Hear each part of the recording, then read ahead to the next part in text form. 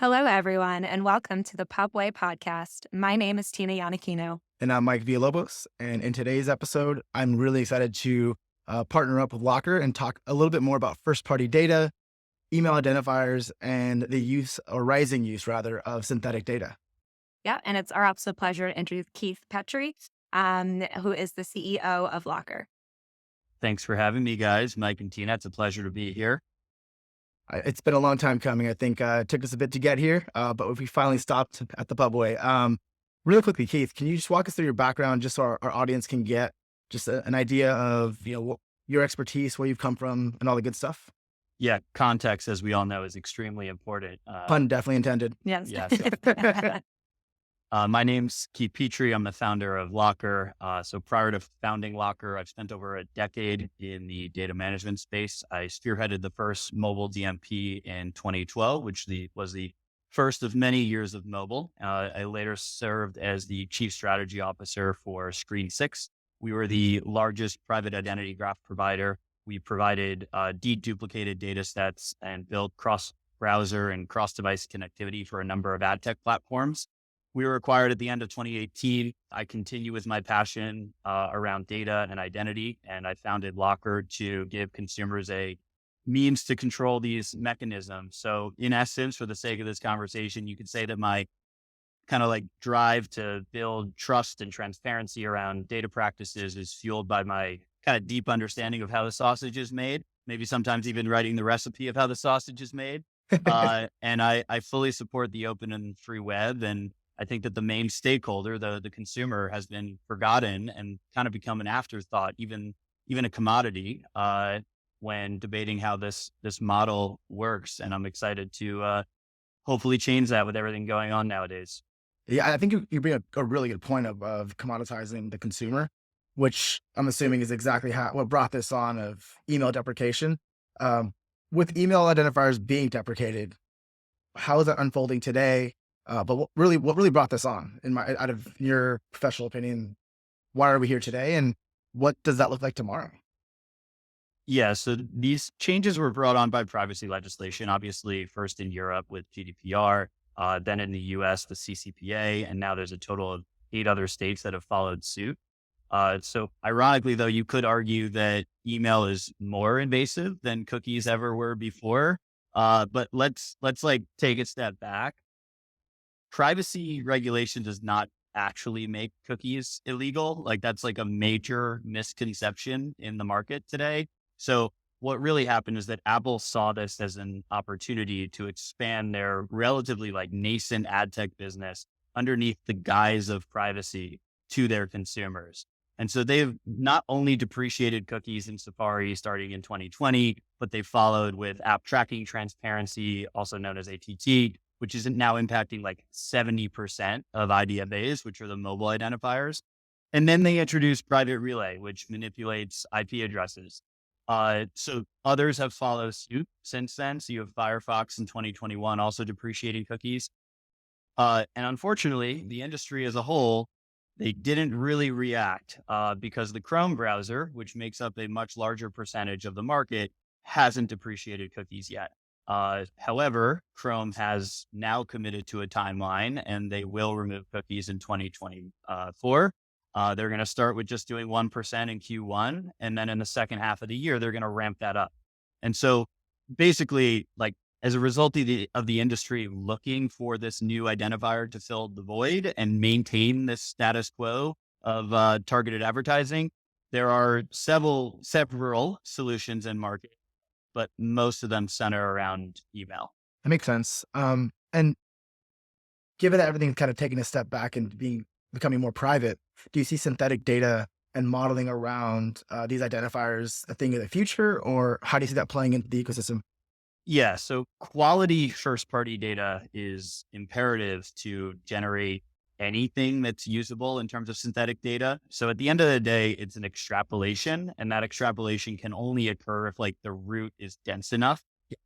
With that said, something that I find to be overlooked in these discussions with the industry is that there's an importance of a persistent ID to extrapolate against. Now, I try to not get in the weeds, especially on a lovely podcast with no visuals involved, but I think this is like important to dive into. So I'm So Fine. going to try to, Go full nerd if you have yeah, to.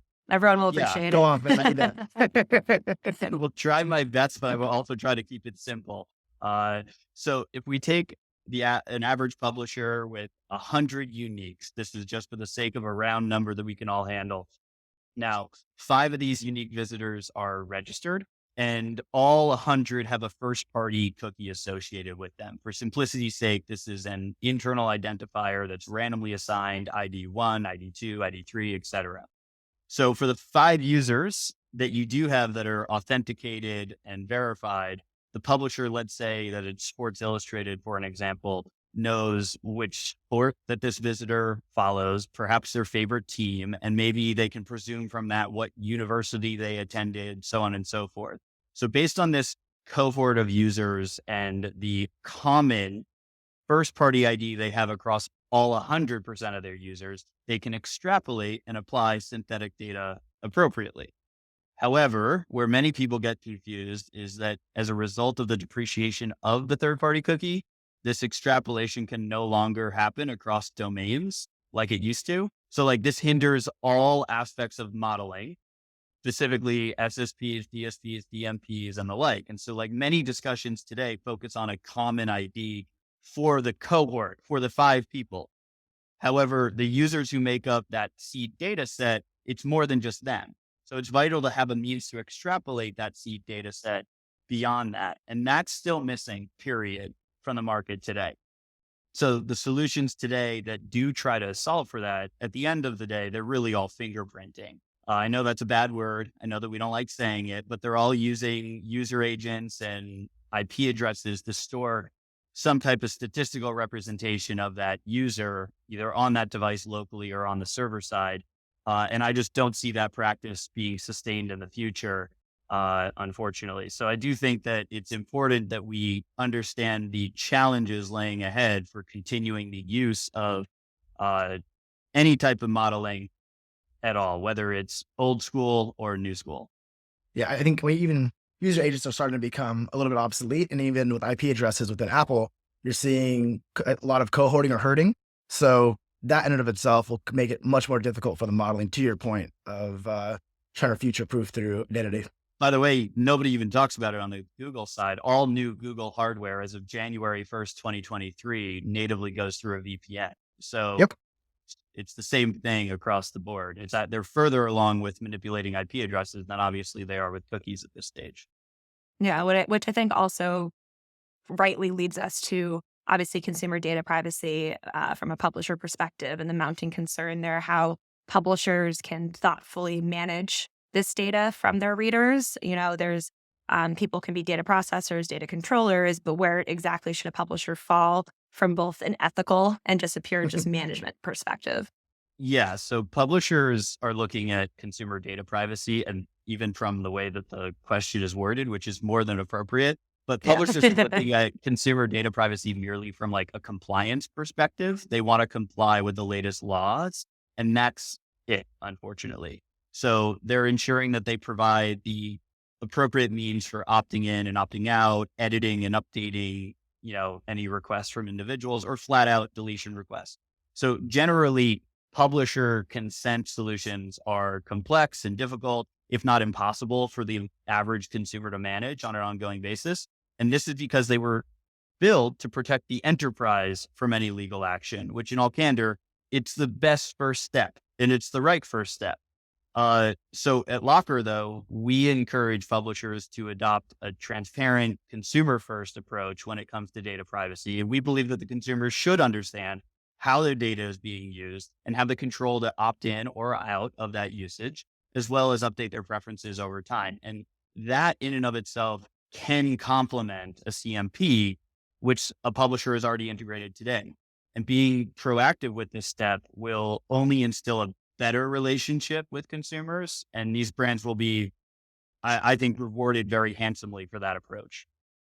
Totally. And on the brand note, especially as we're, rethinking the scale of the open web with third-party cookie deprecation on the horizon, as we all are probably very bored about hearing about at this point. It's kind of beating a dead horse. But email has been such a main driver of publisher first party data historically. I guess how can publishers' first party data help brands succeed now in this privacy first world? Yeah, so I'm gonna piggyback on an earlier guest of Pubway, and so Perfect. similar to what Brett Goverman shared. I think the publishers are holding the power. I mean, previously a publisher's audience was leaked as a result of a common identifier that was enabled because of syncing across pubs, brands, and all the ad tech platforms that bridge that supply and demand. So with the cookie crumbling, the bridge no longer exists. Again, we're doing puns all day here, Mike. Uh, so there's only inventory associated with an authenticated user, which matches a user on the brand side is understood and able to be assessed by buyers. So a publisher's unique data is no longer commoditized in the market. And so this will grow the ability to generate premium direct demand, and whether the audience segment is derived from attributes provided by the publisher or by the brand. If there's an appropriate seed data set, the data is stored appropriately by the publisher, it can be extrapolated against all of their available inventory.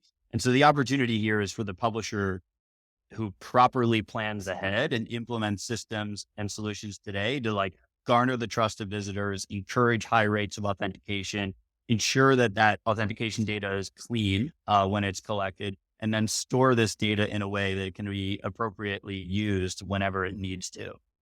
A quick question, Keith. In the same vein of, I think, Lockr, but also the TMP approach, how does Lockr play within a customer data platform? I'm curious because I think the customer data platform has really had a quick rise. It's a little bit nuanced, but different than a CRM. So if you can walk us through where Lockr plays within that publisher CDP or customer data platform, that would be super helpful for our audience, I think. Yeah, so I'll take a stab at like maybe CDPs in general in the Yeah, market, and then I'll kind of address the Lockr. It's not Lockr versus CDPs because we don't exactly. compete. Yeah. We Yep, complement, but 100%. but we'll get to that secondarily. So customer data platforms, I mean, they're often conflated with DMPs of yesteryear, but they're really the backbone of a publisher's user base. So if I can point to like one of the most surprising things, transitioning from the platform side of the business, mainly dealing with DSPs, SSP, DMPs, ad servers, et cetera, to now focusing on publisher tech. I mean, I was shocked at the lack of proper data storage. So we need to see more publishers adopting CDPs and taking ownership and control of their most valuable asset. And that's where Lockr hopefully does step in and enables that data to be ported from a publisher site into the appropriate data ecosystem where it can be used. So Lockr, we are not an identifier. We fully support Trade Desk, UID2, LiveRamp ATS, any data clean room. We are not a CDP. We again fully support Telium, Blue Conic, et cetera. We are not a data clean room. We support InfoSum, Habu, Snowflake. It doesn't matter to us. We are ensuring that proper data is collected and consented from the consumer, and it's clean data and used, and that the publisher can easily port that to any ecosystem that they want. If they want to pass it to InfoSum and Optable, we enable that. If they want to pass it to Blue Conic and Telium, we enable that. If they want to put it in AWS, GCP, et cetera, we enable that. And all of that is authenticated data from their site. So either a login event, a newsletter sign up, so on and so forth. So I don't know if that directly answers the question, but we want to make sure the publisher is storing this data and can utilize it, which is something that we were surprised to find out was not kind of the first step of setting up a publisher's ad tech infrastructure. Yeah. So, I mean, with that answer in mind, and you mentioning there's clearly a gap in the management of that data and proper storage, do you feel like that could be one possible solution to help publishers not only get more growth, but authentic user growth in their data sets? Yeah. So unfortunately, I think there's a big difference between the publisher's strategy of storing this data and utilizing this data versus how do they garner more of this data to begin with. And that's sort of like the difference.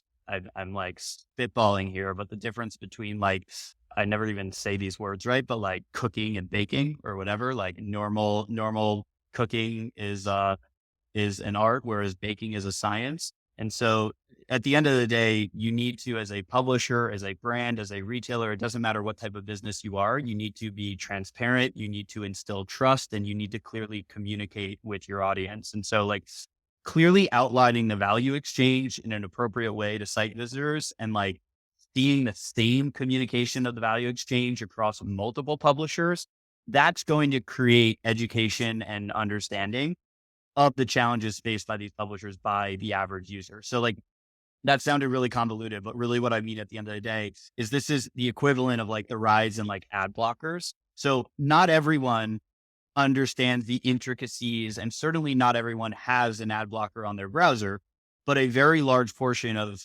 consumers are aware that they exist and that they have a negative impact on publishers and their revenue. Like that is a very common thing. And I think that this is just another start of a new cycle in terms of why does a user need to register or provide any type of information on a publisher site? Makes sense. Quick deviating question, and it just occurred to me as we were talking through like the publisher strategies and I guess the future of the deprecation of emails. How do you see this playing within retail media networks? Right. The reason why I asked that is we talked about this I think a couple weeks ago, you and I, Keith, of digitally created emails having a rampant rise. I mean, I see it all the time where if I want my 50% discount with the new email, I just do the Apple anonymous email and it goes through. How do you see Lockr playing within that environment, but also the impact that this whole movement's going to have within retail media networks like a Best Buy or a Walgreens or Dwayne Reed, whatever it may be? Yeah. So there's a number of questions in there. So Yeah. I think first and foremost, in terms of email as the new identifier, publishers, retailers, and brands, they're all focused on this. They're being told as a result of the encouragement of the Trade Desk UID2, LiveRamp ATS, and all the clean rooms that we just talked through. Like they're being told that they need to collect them, and they are ramping up that touch point on their various properties, whether it is the pop-up on a retailer or a D2C website asking for your email in exchange for a benefit, or if it is a publisher's registration wall. And consumers are getting fed up with giving out their email everywhere as their inboxes are exploding. And they're starting to use kind of these anonymous dummy emails instead. This used to be relegated to tech savvy, early adopters that were using old school tools like Abine and Mailinator and Lunar Mail and Simple Login. And I could name 100 off the top of my head. However, Apple Hide My Email is now natively integrated with Safari on desktop and mobile. They're also natively built into the keyboard on iOS. And it presents you as the user with the opportunity to click a button and you give out what we refer to as a machine generated email, which is completely useless. That retailer is now giving you a discount, and the email that you provided as Mike is abc@appleid.com. When that retailer, after they see that you buy running shoes, wants to target you with a new running watch, there is no way to find you on any publisher's site. You are impossible to find. This is going to impact retailers. This is going to impact brands. This is going to impact publishers the most, because we're seeing 2/3 of a publisher's revenue evaporate as soon as they don't have a persistent identifier associated with a piece of inventory. So, I mean, there's also implications across the board, and was part of the impetus of starting Lockr in terms of like consumer experience, customer experience. There's actually a to-do list application called AnyList, and AnyList produced a blog post, and they voiced frustration over all of their user complaints as a result of Apple Hide My Email being built in as a sign-in solution on their iOS app. It was causing hurdles for their users who created a to-do list account on their phone and then tried to log in on their computer, and they typed in Mike@Gmail, which I'm sure is your email address. As soon as they typed in Mike@Gmail to sign in on their desktop, any list would pop up going, we don't have an account with Mike@Gmail, because the user genuinely didn't know that on mobile, Apple had replaced their email with some 200 character long email address that was only a one-time use email. So I don't know if that directly answers your question, but this is going to impact all facets of business, number one. This is going to impact all of ad tech and MarTech, number two. And unfortunately, the current solutions in market also interrupt consumers and their day-to-day business, their day-to-day interactions with companies as well. Clearly opened up a can of worms, but I think that was a phenomenal answer. So thank you for taking the time to actually break that down. To avoid the negative impacts, with your, I think, knowledge that you've had so far, what could publishers or retail networks, whatever it may be, what are strategies they can implement to potentially future-proof this in the next 2 to 3 years? Yeah, so I think that there's number one, as we've already talked about, the importance of having a strategy around collecting first party data. Like that is the most important aspect of like a publisher's thought process over the next, 5 quarters between now and the end of 2024, which is going to sneak up on us very, very quickly. And testing these strategies, unfortunately, takes a significant amount of time and resources. And so to integrate one of these alternative identifiers into your flow takes engineering resources, sometimes takes the resources of user experience at a publisher, sometimes incorporates teams that are outside of programmatic and ad tech, whether that might be the subscriber marketing team or the audience development team, usually underneath the same umbrella. But you need to get all of these various stakeholders involved in these discussions, and you need to, consciously think through what are the steps that we need to take as a business. Totally. And I guess, would you say having a strategy just in general could be a key takeaway of our conversation today for publishers? I feel like we're all kind of building the plane while it's already in flight. Is clearly we're all in that mental space right now. Yeah, I mean, I would take it a step further and bluntly say, don't wait. This is not theoretical anymore. Nearly 50% of open web traffic is already impacted as a result of this. And obviously, we're assuming that given the timelines that have been expressed, we will have 100% of unaddressable cookieless inventory by the end of 2024. And so it's been said that it's never too late to act, but I'd start to change that tune and say that if you haven't taken any steps yet to building that deeper relationship with your visitors, then you are probably behind at this point. Totally. No, that's totally fair. Amazing. I guess I would love to kind of pivot a little bit and have our readers learn a little bit more about you and kind of on a more of the personal level. And I think something we love asking is, especially being around the media industry for as long as many of us have been, we haven't always gotten the best advice. So I would love if you could share with our listeners perhaps the best and worst advice you've ever received. Maybe they're one and the same.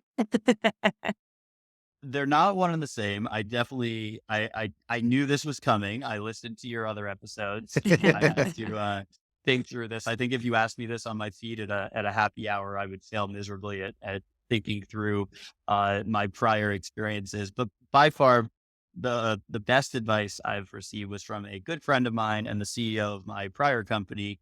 It certainly wasn't original advice. It was Winston Churchill's quote of "Perfection is the enemy of progress," which is very, very similar to the Pareto principle or the 80-20 rule. Mhm. But basically the concept behind it is that my 80% was somebody else's 110%. And he was telling me to just ship it and stop second guessing. And I think about that genuinely every single day across all facets of my, responsibilities, projects, emails, etc. Just send it is that advice. The worst advice, and I think I'm going to get a lot of negative feedback from this one. Love controversy. Yeah. Hire slow and fire fast. I think that once was appropriate, but in this day and age, and especially given the stage of our business, which might be different than your business and any other business, I completely disagree. I think hiring can mean a lot of things for a startup, especially during COVID. And I think that you need to make those decisions extremely fast in either direction. So I would say hire fast and fire fast. Yeah, that's more than fair. And I think to hire fast, especially in a startup in like a hyper growth mode, you might not always have the exact role, but when you meet a talented, perfect person who knows to have a positive impact on your business, you just want them in the door immediately and you'll find a place for them. 100% agree. On the, I think we have quite a few startup listeners, but I think it's really helpful to hear from the CEO's perspective. What do you do to set someone up for success in that hiring fast? Because sometimes when you're hiring too quickly, you tend to drop the ball, maybe on training or onboarding, whatever it may be. What have you done in your business to really set folks up for success? Yeah, so I'd actually say that we've failed at that. And I would openly state, That's fair, man. uh, and in regards to justifying that, I think that you need a different personality at different stages of your business, Sure. and that is true of myself. By the way, I don't necessarily fit into certain org structures. Should that be something I look at in the future? And so basically, from my perspective, when you're a startup or a young company, and I really would define that more as like the founders through the first, 24 employees, you're hiring an individual that doesn't need that onboarding. Whereas you then get into a growth phase and you need a different personality. And then you have a scaled enterprise and you need a different personality. So I don't know if that directly answers the question, but I No, would it does. certainly say I would certainly say that you need somebody more nimble that doesn't necessarily need the hand holding. Otherwise, you hired wrong to begin with. Yeah, and I think it speaks to we're all constantly learning. Nobody's perfect and we're going to make mistakes, but it's how you kind of react and learn from that. That's how you can get better personally and professionally. On the learning note, is there any books you're currently reading to either for enjoyment, for business, or any Both. insights that are both just live, sleep, breathe ed tech? My enjoyment is business. I would say most, if not 100% of the books that I do read are nonfiction. Most are related to our day-to-day lives, which is depressing, but also exciting for me. Uh, and I would be remiss if I didn't mention that I have a very poor habit of starting books, getting to a point in the book that I feel like I've picked up enough and then moving on. I The think it's most current of us, to book be honest. The current book that I'm doing that with, and I have not moved on from yet, is Privacy is Power by Carissa Velez, who's a professor at Oxford, and she focuses on privacy, technology, and public policy. And so it's very relevant to a number of the discussion points we talked about today. Love it. Well, if Chris ever listens to this episode, maybe she can hop on the pod too. Oh, We'll tag her in it on Exactly. cool. Yeah, I think that's a wrapping up point, a good beat. Yeah. I think thank you so much, Keith, for joining us today. I learned a lot personally. I'm sure our listeners did too, and we're thrilled to have you on with us today.